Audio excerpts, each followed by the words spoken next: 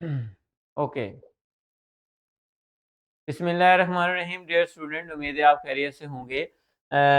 Idea होगा आपको कि लास्ट टाइम हमने ये देखा था शेल और सब शेल, और आज क्वांटम नंबर को डिस्कस करने के लिए आपके सामने ये दो मॉडल हैं, जिनमें पहला बोहर मॉडल है। और बोहर मॉडल बेसिकली जिस सिंगल क्वांटम नंबर यानी कि n जो है उसने यूज किया और ये बताया कि इलेक्ट्रॉन ऑर्बिट के अंदर उनके साइज और एनर्जी की बेस पे होते हैं। कि बेसिकली जब हम साइज की बात करते हैं तो आपको यहाँ पे मैं एक सिमुलेशन भी दिखाऊंगा कि जैसे जैसे साइज इंक्रीज होता है, यानी कि आप टॉप टू बॉटम आ रहे हैं तो साइज क्या हो रहा है, इंक्रीज हो रहा है। तो वैसे उसी तरह उनके जो नंबर ऑफ शेल हैं वो भी क्या हो रहे हैं, इंक्रीज हो रहे हैं। तो n basically principal quantum number हमें नंबर ऑफ शेल के बारे में, जो कि बोहर का मॉडल था, और उस बोहर के मॉडल को सिमुलेशन से एक जरा देख लें कि बोहर मॉडल के अकॉर्डिंग अगर आप ये देखें आपके सामने कि ये एक शेल है, दो शेल, तीन शेल, चार शेल, जैसे जैसे आप डाउन द ग्रुप आ रहे हैं साइज इंक्रीज हो रहा है, एनर्जी इंक्रीज हो रही है, जो कि न्यूक्लियस से इलेक्ट्रॉन का डिस्टेंस क्या हो रहा है, इंक्रीज हो रहा है। आप इसके अलावा कोई और भी देख सकते हैं, तो आपको यहाँ पे हर एक का जो है वो पता चल जाएगा कि किस तरह से, ये देखें किस तरह से डाउन द ग्रुप आए तो उनके नंबर ऑफ शेल जो हैं वो इंक्रीज हैं और साइज। ये बोहर मॉडल के मुताबिक था। कि बोहर मॉडल में क्या होता है कि साइज और एनर्जी की बेस पे ये प्रिंसिपल जो क्वांटम नंबर हमने समझना है, और वो स्टार्ट में बोहर मॉडल था। बाद में एक साइंटिस्ट श्रोडिंजर्स ने, अर्नेस्ट श्रोडिंगर 1926 के अंदर उसने एक इक्वेशन पेश की, ठीक है, जिसको श्रोडिंगर वेव इक्वेशन भी कहते हैं। और उस इक्वेशन ने ये जो थ्री क्वांटम नंबर थे जिनमें हमारे पास ये तीन आपके सामने नजर आ रहे हैं, वो बेसिकली इस सॉल्यूशन का इस इक्वेशन का कंप्लीट सॉल्यूशन थे।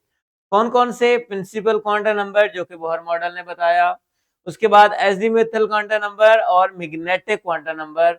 ये तीन क्वांटम नंबर बेसिकली जो श्रोडिंजर्स वेव मॉडल है उसका कंप्लीट सॉल्यूशन थे। मतलब क्या है इसका? मतलब ये है कि इलेक्ट्रॉन की डिस्ट्रीब्यूशन देखनी है और हमने शेप देखनी है कि ऑर्बिटल की शेप क्या है और उनमें इलेक्ट्रॉन की ओरिएंटेशन क्या है।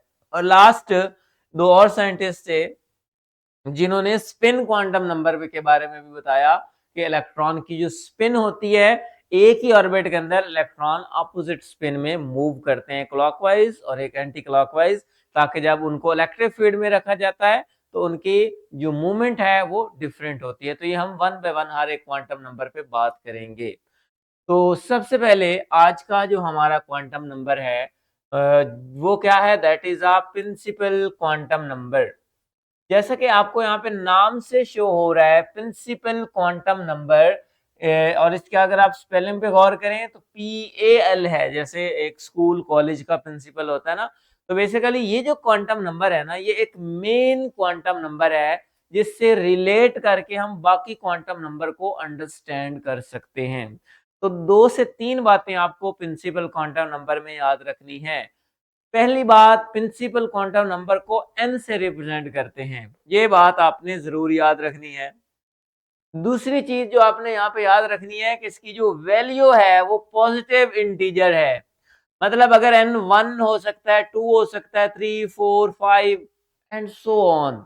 तो यहाँ पे एक चीज जो आपने याद रखनी है कि अगर n 1 होगा तो कौन सा शेल होगा। हाँ जी, ये डायग्राम से भी पता चल रहा है। n 1 होगा तो तलहा कौन सा शेल होगा? के शेल होगा, ऐसे है ना। और अगर N2 होगा तो कौन सा शेल होगा? L shell. MNOPQ। तो मतलब N हमें एक तो ये बताता है कि जैसे जैसे N इंक्रीज हो रहा है ना, वैसे वैसे उनका साइज भी क्या हो रहा है, इंक्रीज हो रहा है। तो मतलब ये एक तो describe the size and energy of orbital, कि आपके पास जैसे जैसे N इंक्रीज हो रहा है वैसे वैसे साइज और जो एनर्जी है वो भी इंक्रीज हो रही है। और ये आपने अभी सिमुलेशन में देखा कि आप एक दफा दोबारा देख लें कि प्रिंसिपल क्वांटम नंबर में क्या होता है। सिमुलेशन देखिएगा कि देखें जैसे जैसे आप डाउन द ग्रुप आ रहे हैं साइज इंक्रीज हो रहा है, मतलब एन भी इंक्रीज हो रहा है ना। पहले में एक शेल है, दूसरे में कितने हैं के एल, तीसरे में देखें के एल एम, के एल एम एन। तो आप शेल इंक्रीज हो रहे हैं तो साइज भी क्या हो रहा है, ऑटोमेटिकली इंक्रीज हो रहा है। तो ये चीज क्या शो कर रही है, प्रिंसिपल क्वांटम नंबर आपको दो चीजों के बारे में जो इंपॉर्टेंट इंफॉर्मेशन देगा, वो क्या देगा, साइज और एनर्जी। ठीक है, तो आपने दूसरी चीज आपने यहाँ पे देखा, अभी आपने सिमुलेशन से देखा कि जितनी एन की वैल्यू ज्यादा होगी उतना न्यूक्लियस से डिस्टेंस क्या होगा, ज्यादा होगा, आपको हायर एनर्जी चाहिए होगी, और making the electron less tightly bonded, जो कि जैसे जैसे न्यूक्लियस से दूर चला जाता है न्यूक्लियस से उसका बॉन्ड जो है वो या डिस्टेंस जो है वो ज्यादा होता जाता है। तो ये आपने सिमुलेशन से भी देख लिया कि जैसे जैसे n की वैल्यू ज्यादा होती है मतलब distance between the nucleus and outer most electron will be increases, इसलिए उसकी एनर्जी भी ज्यादा हो जाती है। तो मैक्सिमम इलेक्ट्रॉन इन शेल, मैंने आपको कल भी बता दिया था, उसका फॉर्मूला क्या है 2n²। हम वन बाय वन पहले मैं आपसे पूछता हूं, अगर आपसे मैं ये पूछूं के शेल में कितने इलेक्ट्रॉन हैं, तो आपको पहले तो ये पता होना चाहिए के शेल में n की वैल्यू क्या है, तो आप कहते हैं 1। के शेल में अगर आप n की वैल्यू देखें तो आप कहते हैं सर n की वैल्यू हमारे पास क्या है, 1 है। हाँ जी, नजर आ रहा है। जी सर। के में 2n का स्क्वायर लगा के मुझे बताएं, अगर आप फॉर्मूला लगाते हैं 2n का स्क्वायर, तो मुझे बताएं अगर आप 2n की जगह पे 1 पुट करें, 1 का स्क्वायर क्या होगा, 1 ही होगा।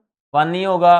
तो इसलिए इसका मतलब के में कितने इलेक्ट्रॉन हैं, तो आप कहते हैं के में आपके पास कितने इलेक्ट्रॉन हो सकते हैं, तो आप कहते हैं सर के में 2 इलेक्ट्रॉन हो सकते हैं। ओके, चलिए नेक्स्ट ऑर्बिट के इलेक्ट्रॉन आप मुझे बताएं कि अगर आपसे मैं ये पूछता हूं के में तो 2 इलेक्ट्रॉन है, चलें आप ये बताएं कि एल में कितने इलेक्ट्रॉन होंगे, फॉर्मूला लगाएं, एन की वैल्यू 2 पुट करें और मुझे बताएं 2 का स्क्वायर क्या होगा। शाबाश, सॉल्व करें। हाँ जी, 4 होगा और 4 8, वेरी गुड। इसी तरह आपने m में भी फाइंड कर सकते हैं, 3 का स्क्वायर 9, 9 मल्टीप्लाइड बाय 2 18, 4 का कर सकते हैं, 4 का स्क्वायर 16, 16 मल्टीप्लाइड बाय 2 32। तो आप इसी तरह नंबर ऑफ इलेक्ट्रॉन मैक्सिमम किसी भी शेल के अंदर फाइंड करने के लिए फॉर्मूला आपको याद होना चाहिए। ये यहां तक आपके पास सिंपल यही था कि प्रिंसिपल क्वांटम नंबर आपने 2 से 3 चीजें जो याद रखनी है, वो क्या है कि n जो है वो साइज और एनर्जी के साथ रिलेट करता है। दूसरी चीज, प्रिंसिपल क्वांटम नंबर हमें शेल के बारे में बताता है और ये बताता है कि जैसे जैसे आप न्यूक्लियस से दूर जाते हैं इंडिकेट ये करता है कि डिस्टेंस ज्यादा हो रहा है। फिर आपने ये बताया कि maximum number of electron find करने के लिए फॉर्मूला क्या है। तो ये था पहला क्वांटम नंबर जिसका नाम था प्रिंसिपल क्वांटम नंबर। तो वही बात, कौन सी इसमें 2-3 चीजें हैं, किससे रिप्रेजेंट करते हैं सर, वैल्यू क्या है 1 2 3 4 5, शेल क्या है के एल एम एन ओ, और मैक्सिमम इलेक्ट्रॉन कितने हैं। तो हो जाएगा प्रिंसिपल क्वांटम नंबर। जी, दूसरा क्वांटम नंबर है अजीमुथल क्वांटम नंबर। ठीक है, कि azimuthal quantum number, angular quantum number भी इसको कहते हैं। और दूसरी इंपॉर्टेंट चीज जो इसमें आपने याद रखनी है, इसको रिप्रेजेंट किससे किया जाता है, स्मॉल एल से। ठीक है, तो यहाँ पे भी आपने इसमें जो चीज याद रखनी है वो ये है कि इसको स्मॉल एल से हम रिप्रेजेंट करते हैं। और नेक्स्ट अगर हम इसकी बात करें कि ये क्या चीज के बारे में इंपॉर्टेंट इंफॉर्मेशन देता है, तो बेटे शेप ऑफ ऑर्बिटल। कल हमने शेप्स के बारे में थोड़ा देखा था। मैं एक दफा आपको इसी को थोड़ा सा कल वाली चीज को रिकॉल करता हूं। तो एस ऑर्बिटल की शेप क्या है, स्फेरिकल। क्या है बेटे, स्फेरिकल शेप है, एक सरफेस सर्कल की फॉर्म में है। पी ऑर्बिटल की शेप क्या है, डंबल। क्या है हमारे पास, डंबल शेप है। तो ये आप उसको याद रख सकते हैं कि पी ऑर्बिटल की शेप क्या है, डंबल। ये इनकी ओरिएंटेशन है, इसके भी हम बात करेंगे। और डी ऑर्बिटल की देखें तो डबल डंबल, एक ये है और एक ये है। तो ये आपके सामने अगर आपको नजर आ रहा है, ये देखें कि ये डबल डंबल जो है ये आपके सामने किसकी शेप है, ये आपके सामने बेटे डी ऑर्बिटल की। इसी तरह एफ की कॉम्प्लिकेटेड है। तो ये कौन बता रहा है, ये आपको एजीमुथल क्वांटम नंबर बता रहा है, शेप्स ऑफ ऑर्बिटल। दूसरी इंपॉर्टेंट बात, इसकी जो पॉसिबल वैल्यू है 0 है, 1 है, 2 है, 3, 4 और n-1 तक है। इस पॉइंट को जरा समझें कि सर n-1 का क्या मतलब है। बेटे n-1 का ये मतलब है कि अगर n की वैल्यू 1 होगी तो l की वैल्यू आप यहां से निकालेंगे n-1। तो आप मुझे बताएं n की वैल्यू 1 है तो 1-1 क्या आएगा, l की वैल्यू 0 आएगा ना। अगर n की वैल्यू 1 है तो l की वैल्यू 0 है। चले मुझे ये बताएं अगर n की वैल्यू 2 है तो l की वैल्यू क्या आएगी। तो आप लिखेंगे सर n-1 का मतलब है 2-1 आंसर विल बी 1। ठीक है, तो इस बात का ये मतलब था कि l की वैल्यू 0 से स्टार्ट होके n-1 तक जाती है। जैसे n जितना मर्जी होगा, l की वैल्यू n से हमेशा एक कम रहेगी, एक बिलो रहेगी। और यहाँ पे आप देख भी सकते हैं कि वैल्यू ऑफ n जो है वो ऑर्बिटल डेजिग्नेशन के बारे में कैसे बताता है।